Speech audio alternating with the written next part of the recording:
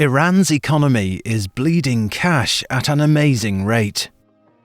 Ministry of Economic and Finance Affairs advisor Hossein Mir Shojaian reports that in the last financial year, billions of export revenues have disappeared from the country or never even arrived.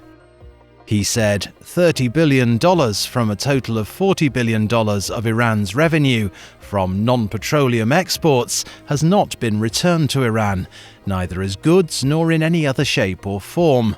This is the same as capital flight. That is $30 billion of export income removed from the economy, the business community, and the ordinary people it should have benefited.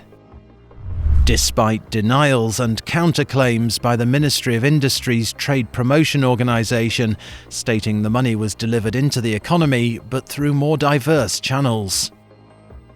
Shojaian's assertions are backed up by data provided by NIMA, the Persian acronym for Integrated Currency Transaction System, the organisation responsible for managing foreign currency transactions, and by tracking activities of commercial ID cards issued by chambers of commerce throughout Iran and required for all import or export activities. This data isn't readily accessible to the public and cannot be verified. However, Shojaian says the statistics of failure to return currency gained through exports comes from NIMA and shows how much exporters have exported and how much currency they have returned. Some claim that they have used the currency from exports to import raw material. But what is clear is that the $30 billion from non-petroleum exports was not included in any imports of raw material. Mohammad Reza Modavedi of the Trade Promotion Organisation denies Shojaian's claims.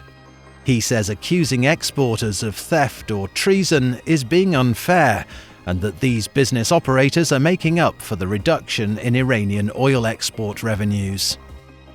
He told the Tasnim news agency in May, "I am not saying that the figure of $30 billion is wrong, but we believe that this money has not been returned through the channel under the supervision of the central bank. But this does not mean that the currency has not been returned to Iran. The money has undoubtedly been returned, but through other channels." Modavedi added, "If there has been capital flight, then how do producers produce goods for export?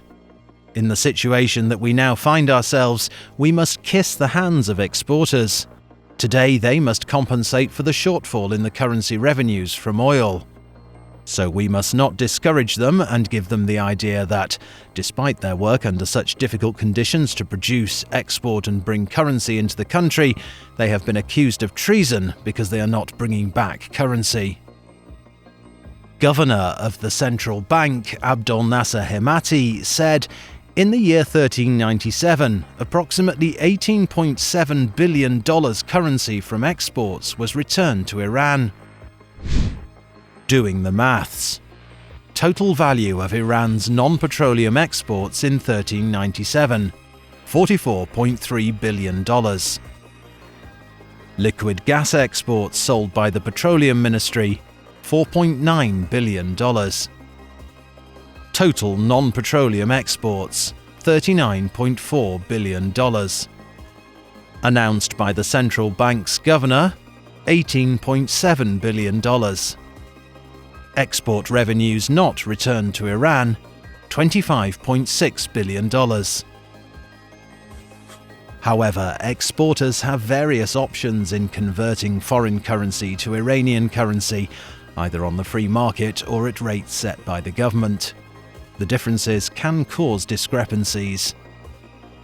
An officially authorised importer or exporter with an appropriate commerce ID card should buy and sell currency through NIMA, but it seems NIMA has not had sight of approximately 60% of this revenue.